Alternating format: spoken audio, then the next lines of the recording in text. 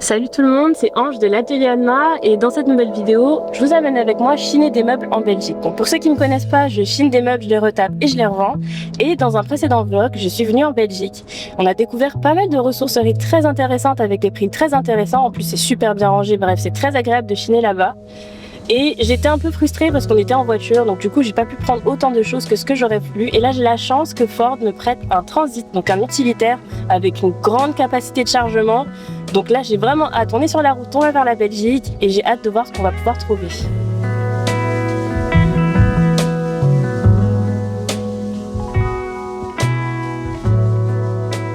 Avant de traverser la frontière et de s'enfoncer dans les terres flamandes, on a fait une première halte à Villeneuve-d'Ascq. On a posé nos valises à The Babel Community. C'est un lieu hybride entre hôtel et co-living, niché dans un ancien immeuble de bureaux des années 80, totalement réinventé. Ce qui m'a tout de suite marqué, c'est le travail des architectes lillois Dont Bajar. J'ai adoré ces grandes arches qui viennent ponctuer l'espace. Elles apportent une vraie douceur et une fluidité qui vient casser l'aspect massif de la structure d'origine. Dans les chambres, on retrouve ce parti pris très fort de laisser le béton brut, à nu, notamment au plafond. C'est radical et très honnête vis-à-vis de l'histoire du bâtiment et ça donne une texture incroyable à la pièce. Ce côté brut, contrasté par l'ambiance super chaleureuse du restaurant, c'est vraiment ce qui m'a séduit ici. Après une bonne nuit de sommeil, la chasse peut enfin commencer, direction la Belgique. Et pour ce premier stop, on se met en direction d'une chaîne que j'affectionne particulièrement. Il s'agit des Kringloopwinkel. Et celui où nous nous rendons se trouve dans la ville de Menen. J'ai déjà fait quelques petites trouvailles. On a un petit objet décoratif, un ancien pichet, des bougeoirs aussi. J'aime beaucoup la forme de celui-ci. Je trouve ça assez moderne et même si c'est pas hyper bien fini, je trouve ça quand même assez élégant. Et après on a aussi ce joli petit bougeoir qui vient d'Inde. J'aime beaucoup les détails graphiques et les couleurs qui ont été utilisées dessus. Après je sais pas si j'ai un public pour ça. Mais je trouve que c'est assez versatile comme pièce, ça peut très bien aller dans un intérieur qui est très classique, très épuré et dans le même temps un décor un peu plus maximaliste. Donc je me laisse le temps de la réflexion et puis je continue de regarder.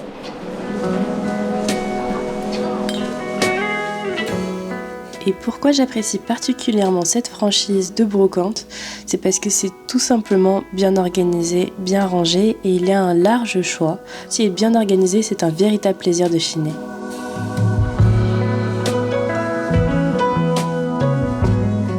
Bon, on a fini de faire le tour et vient toujours le moment de faire le point, de se dire est-ce qu'on s'est pas un peu emballé sur certaines pièces. J'ai la lentille, c'est sûr que je la prends. Entre temps, j'ai aussi trouvé ça, je trouve que ça pourrait faire un très joli vide-poche. Mais mon point de doute, c'est au niveau de ce très joli bougeoir. Il est à 9,60 €. Je suis pas sûre de pouvoir faire un x3 avec ça, mais dans l'autre sens, c'est une pièce qui me plaît, donc parfois il faut aussi écouter son cœur. J'hésite un peu dessus.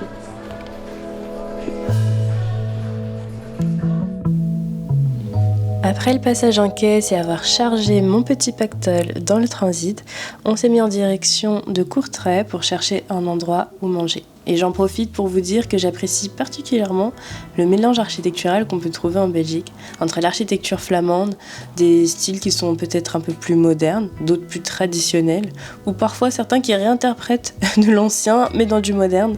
Enfin bref, c'est très riche et visuellement c'est très joli.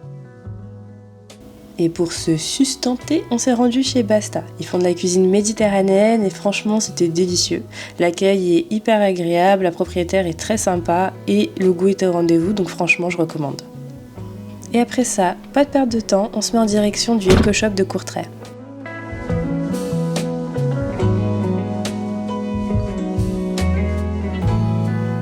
On est dans le Eco-Shop de Courtrai, c'est vrai que j'ai pas dit, mais j'aime beaucoup cette licence, mais pas du tout, cette chaîne de magasins de seconde main. Parce que comme on peut le voir, c'est hyper grand, il y a vraiment beaucoup de choix. Et les prix sont quand même assez abordables. Si jamais vous voyagez, n'hésitez pas à passer par là, parce que ça vaut le coup.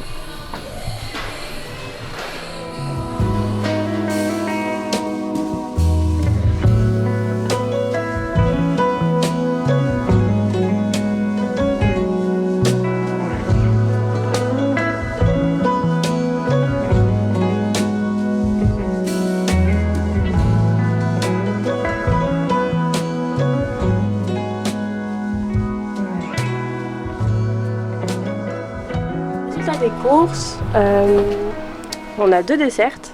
dont une que j'ai réussi à négocier parce qu'il manque la gomme au niveau de la roue. Donc de 30, elle est passée à 15 €, ce qui n'est pas pour nous déplaire. Et la seconde, elle est à 15 € aussi, donc il y a un peu de boulot pour la remettre en état, notamment au niveau du métal. Mais ça, avec un peu de belle gomme chrome, je pense que c'est totalement dans mes cordes. J'ai l'habitude.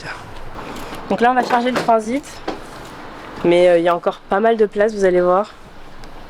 Vous demandez peut-être d'ailleurs où j'ai mis mes affaires pour les différents jours là qu'on va passer à chiner. Petit truc que je trouvais sympa de montrer, c'est la trappe qu'on a juste ici. Hop. Elle permet de ranger pas mal d'affaires et une fois que c'est complètement chargé dans cette cellule, on peut accéder aux affaires depuis l'avant. Je vais vous montrer, je trouve ça trop malin. Hop.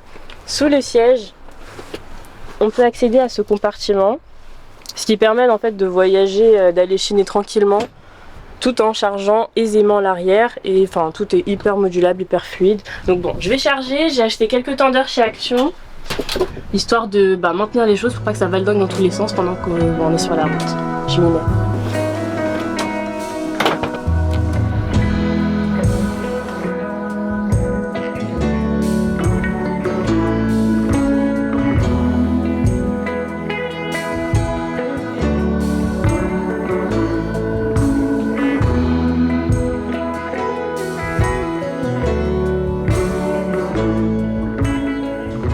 On a Kringloopwinkel de Courtrai. Il y a ces deux belles chaises là que j'ai repérées.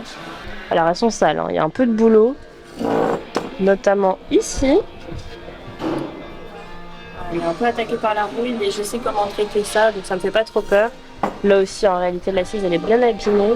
Mais je pense que là aussi c'est dans mes cordes. Avec les bons produits, on peut réussir à récupérer le cuir. Donc je pense me les mettre de côté.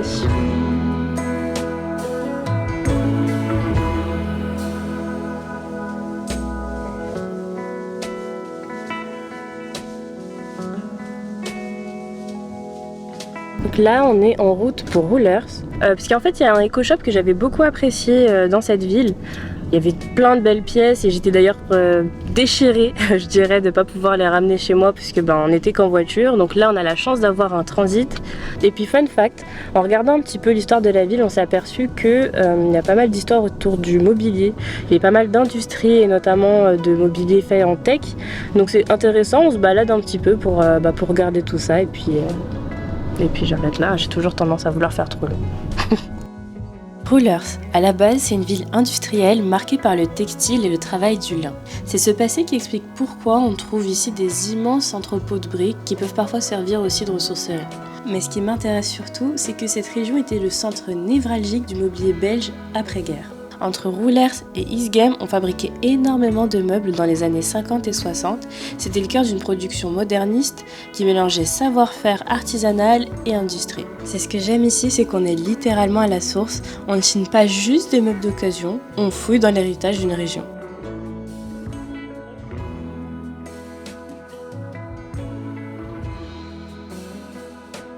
On peut pas gagner à tous les coups et là pour le coup il n'y a rien. Enfin moi j'ai rien trouvé là chez EcoShop. Mais même c'était assez vide pour le coup, la partie meubles. Donc manque de peau. Autant la dernière fois c'était rempli et j'en avais plein les mirettes. Autant là c'est un petit peu... c'est le flop. Donc on va essayer d'aller rapidement dans un autre EcoShop qui est un peu plus loin. Histoire de... En fait comme ça ferme à 17h, 17h30, on va se dépêcher pour essayer d'avoir une chance de faire d'autres trouvailles. Et malheureusement, le seul petit meuble qui a attiré mon attention, c'est cette petite table basse en plexi, que je n'ai d'ailleurs finalement pas prise parce que je la trouvais trop chère. On vient de passer une nuit à l'hôtel, on est du côté de Newport et on va direction Middelkerk. Parce qu'en fait, sur la côte belge, il y a pas mal de ressourceries. Là, on va direction à Kringewinkel. Il y a aussi des Kringewinkelloop, si je dis correctement. En tout cas, il y en a pas mal de ce côté-là et on se met en route.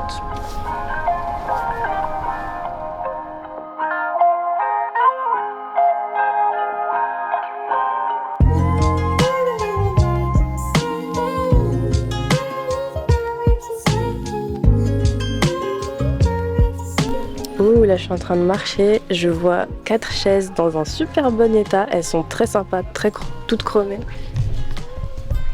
Ah, elles sont folles celles-ci. Bon, je pense que celle-ci je pars avec pour sûr. Elles sont en bon état. Alors bon, c'est pas du cuir, on est plus sur du sky, mais elles sont vraiment intéressantes. 5 €. Bon bah la chasse fut fructueuse. On ressort avec 4 chaises, un bougeoir, 4 tasses Arcoroc en verre fumé. Je peux pas trop vous les montrer parce que bon, c'est compliqué. Mais en fait, ça confirme le coup de cœur pour cette chaîne, puisqu'on était déjà venu ici. J'avais trouvé aussi 4 chaises avec un piétement en acier chromé. Donc je suis trop contente. Donc là, je vais tout charger dans le transit et puis on va continuer la chasse.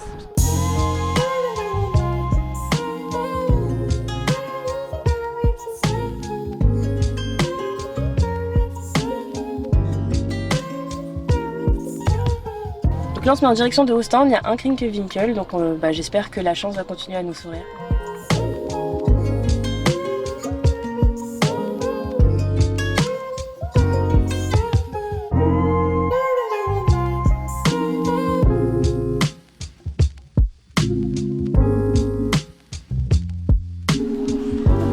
Je me suis mise dans un coin pour réfléchir parce qu'en fait il y a une table basse que je trouve magnifique. Mais il y a une pièce qui est manquante dessus et je vais vous montrer. C'est très compliqué de retrouver exactement cette pièce là, donc est-ce que je la prends, est-ce que je la prends pas? Dans le sens elle est super belle. Je vais vous montrer, c'est peut-être mieux.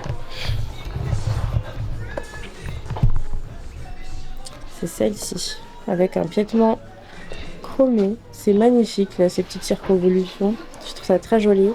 Mais le couac, c'est qu'il manque ici le cache. Comme ici en fait, qui permet au verre teinté de s'intégrer parfaitement dans le meuble.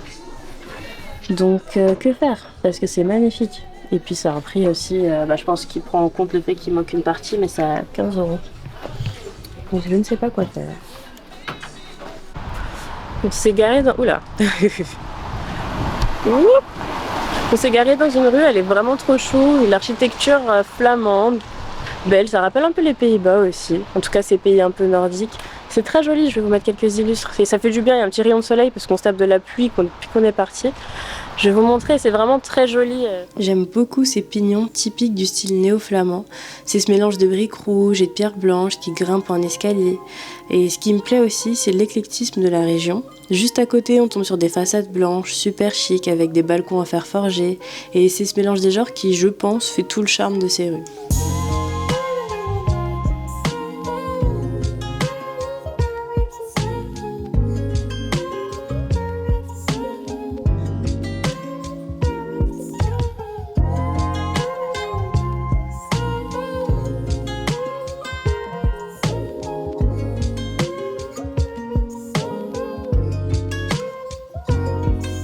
Nous sommes à Krinkelwinkel, à Oudenburg.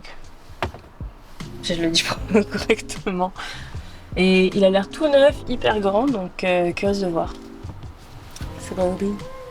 Bon, alors petit retour de Chine. Il n'y avait pas de meubles. En revanche, j'ai réussi à trouver ces superbes bougeoirs en acier, donc à 5,50 € l'unité. Très joli. J'ai aussi de très belles coupes. Il n'y en a que 2 malheureusement. Il y a une estampille. Hop. Donc il y a une estampille, c'est en acier également. Je pense que c'est un mélange avec de l'étain. En tout cas c'est très joli. Presque médiéval, mais j'aime beaucoup. Et alors ça c'est plus un mini porte-document, mais ça peut être utilisé comme petite sculpture sur une étagère. On peut y poser son courrier ou même une tartine si on a envie. En tout cas c'est très joli. C'est en pierre, ça me semble être du marbre. Donc très joli aussi. On continue du coup.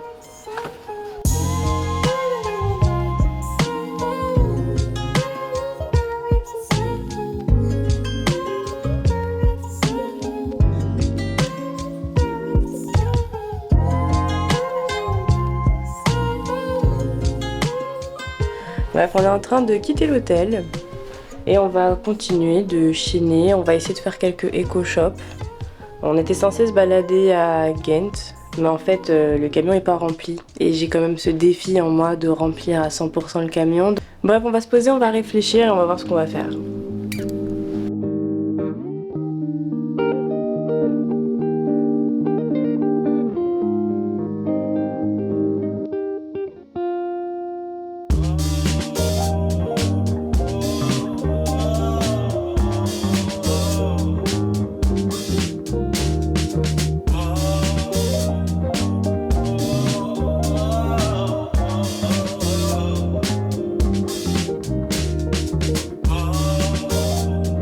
Je me suis planquée entre deux dunes de sable pour réussir à en placer une parce qu'il y a un vent de malade. Mais tout ce que je voulais dire en plus, c'était rien de particulièrement intéressant, c'est juste que la côte belge c'est très joli. C'est pas très loin de Paris, on n'y pense pas souvent pour le coup. Mais si jamais vous cherchez des idées de voyage, des petites adresses sympas, moi je sais qu'il y a la ville de Blankenberg que j'aime assez bien. Il n'y a pas trop de monde, donc si vous cherchez à vous dépayser, que vous êtes en région parisienne ou dans le nord de la France, bah n'hésitez pas, ça vaut le coup.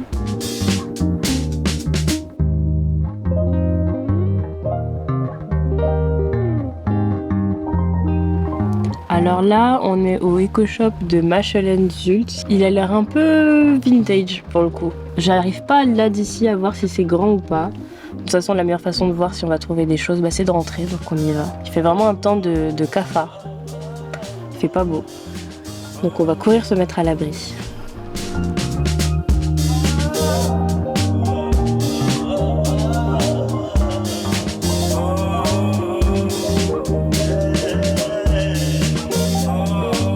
Simplement que j'ai pensé prendre cette suspension.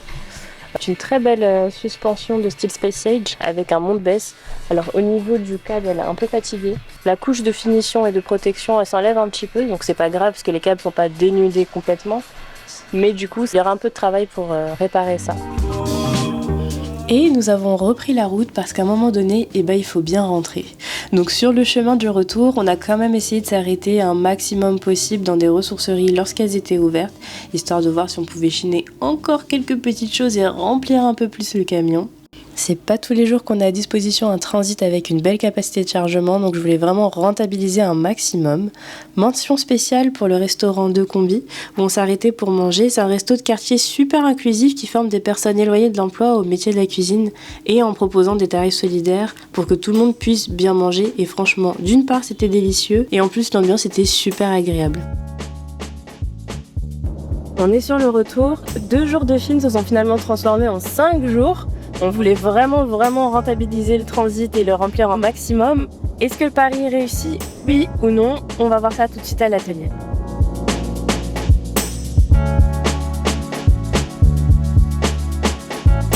Me voilà dans l'atelier, je vais tout vous montrer, tout ce qu'on a chiné, toutes les jolies pièces que j'ai pu trouver, que ce soit du mobilier, de la déco, des luminaires. Je vais vous montrer absolument tout. C'est parti! On démarre ce haul avec ce fauteuil Hedlef Bendixen pour Kush & Co des années 70 en chrome tubulaire et cuir noir impeccable. C'est une pièce moderniste qui tourne autour de 300 € l'unité en ligne, donc déjà une énorme affaire pour commencer. Et pour l'accompagner, j'ai pris ce porte-revue Brabantia en sky noir, pur design hollandais indémodable qui se revend entre 75 et 95 €. Et également cette belle table basse industrielle chromée qui pourrait se revendre aux alentours de 80 à 120 €. Et on poursuit sur une de mes trouvailles préférées, c'est cette suspension UFO ou Space Age si vous préférez, avec un monte-baisse sur lequel j'ai d'ailleurs pas mal de travail parce que comme on en a parlé avant dans la vidéo, le câble est un petit peu abîmé, donc il y aura un changement à faire, mais en tout cas à la revente, ce style de lampe vintage peut valoir aux alentours de 150 €. Et puisqu'on est dans l'éclairage, on enchaîne avec ce petit classique des années 70. On n'est pas sur des prix délirants avec celle-ci, mais c'est une valeur sûre. Et on poursuit sur toute une myriade de petits objets décoratifs que j'ai trouvés, que ce soit en aluminium, en acier brossé, en étain, qui sont très dans la tendance actuelle en décoration. Parmi les pièces les plus notables, on a ces bougeoirs Ikea, iconiques des années 90 de la collection Gotha, qui se revendent aux alentours de 35 à 60 €, sachant qu'ils m'ont coûté 10 € l'ensemble, c'est quand même une bonne affaire. J'ai aussi déniché un très joli vase Soliflore signé WMF, qui est une marque allemande, qui est en super état en acier et qui se revend très facilement autour de 30 €. Mention spéciale également pour cette paire de bougeoirs menus, c'est du design danois pur jus, édité par Danish Steelhouse. À la revente, ça peut valoir aux alentours de 50 à 60 € la paire. Et pour poursuivre sur cette DA, on continue avec cette paire de chaises en acier chromé. Et là, accrochez-vous pour le prix, je les ai eues pour seulement 8 € l'unité. Pour du design des années 70, potentiellement italien, c'est tout simplement imbattable. J'aime beaucoup ce dossier avec son double cerceau métallique, c'est très graphique et ça n'a pas pris une seule ride. Le chrome est super piqué donc je vais avoir pas mal de travail, mais avec un peu de belle gomme chrome et de paille de fer, elles seront comme neuves. Et ici, en termes de revente, on change de dimension. Sur des sites spécialisés, une paire comme celle-ci, ça part sans problème aux alentours de 250 à 350 €. Et attention, on change d'ambiance avec cette petite collection de grès, poteries émaillées à des prix dérisoires. Je les ai achetés entre 2 et 5 € la pièce. Et ce que j'aime avec ces objets, c'est qu'ils collent pile aux esthétiques du moment, le wabi-sabi, le côté brut, imparfait, ou encore l'esthétique farmhouse. Individuellement, ce sont des objets simples, mais ça rend vachement bien quand on les accumule. On a du grès vintage, des tons terreux, et c'est le genre de déco organique qui transforme tout de suite une déco, une étagère, une cuisine, un petit coin. Ce sont des articles qui fonctionnent très bien aussi en lot et qui peuvent aller entre 20 jusqu'à 45 €. Et regardez-moi maintenant cette belle desserte trouvée pour seulement 15 € chez EcoShop. Et quand on regarde le prix sur le marché, c'est assez fou, ça aussi entre 120 € et plus de 300 sur des sites de design. Bon, elle n'est pas parfaite, il manque une petite protection en gomme sur l'une des roues, mais ça se répare. Et la structure en chrome est quand même super propre. Le mélange avec le bois est très actuel. Et pour le coup, il y a une grosse demande autour de ce genre d'objet ces derniers temps. Je me rappelle que j'ai vendu une desserte dans le même style et j'ai eu pas mal de demandes par la suite. Et pour poursuivre sur les desserts, je me suis laissée tenter par celle-ci qui était à 15 € également, qui est d'ailleurs en piteux état, mais j'en ai jamais vendu dans ce style-là, presque style cantine. On va voir ce que ça va donner à la revente. Je pense qu'elle peut valoir entre 60 à 80 €. Côté art de la table, je suis revenue avec 8 verres en cristal dark. Ils ont encore leur étiquette, donc on peut dire que c'est du neuf d'époque, idéal pour une table de fête. Et j'ai aussi trouvé ce lot de 8 tasses Arcorock édité pour BP.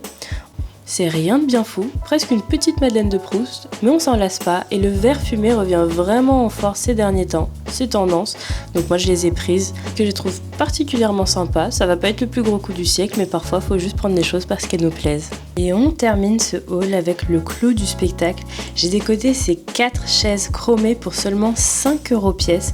Et en faisant quelques recherches, on se rend compte que ce design tubulaire des années 70 est ultra coté en galerie. Et quelle ne fut pas ma surprise de les retrouver chez une enseigne comme Octobre Édition. Ils proposent exactement ce type de lot de chaises en vintage en inox restauré pour 2950 € les 6. Ça vous donne une idée de la désirabilité de ces pièces aujourd'hui. Je prends 2 minutes pour me poser dans l'atelier et vous faire un retour sur toute cette session Chine en Belgique. Comme vous avez pu le voir, le camion n'est pas rempli à ras-bord. Et en fait, finalement, honnêtement, je pense que c'est mieux comme ça. Je m'étais mis quand même pas mal de pression pour le remplir un maximum, et ça aurait été chouette, mais peut-être que ça aurait été au détriment de la qualité. Les pièces que j'ai chinées, elles sont toutes sélectionnées avec soin. J'ai pas voulu surconsommer, entre guillemets, puis dans l'autre sens. J'ai parfois l'impression qu'il était pas très rempli, mais si j'étais partie en voiture chiner ces pièces-là, je pense que ça aurait été bien compliqué de tout faire entrer dans ma petite Yaris. Donc honnêtement, je suis très satisfaite. Puis voilà, en fait, ce qui compte, c'est aussi le voyage. Moi, j'aime beaucoup la Belgique, j'aime bien les côtes belges. Je trouve qu'il y a une atmosphère particulière et puis les Belges sont très accueillants. Je pense que ce qu'il faut se rappeler, c'est que quand en Chine, on contrôle rien. Moi, en tout cas, j'aime toujours autant faire ça. Ce moment où tu vois la pièce, où tu as la vision, comme on dit, ça me plaît toujours autant. Maintenant, j'ai quand même du boulot. J'ai pas mal de pièces à remettre en état. En tout cas, si vous êtes encore là, je vous remercie sincèrement pour avoir regardé la vidéo et de m'avoir suivi dans cette aventure. J'aimerais aussi encore remercier Ford pour leur confiance et le prêt du transit. Et puis, je vous dis à très bientôt pour de nouvelles aventures. Salut, prenez soin de vous.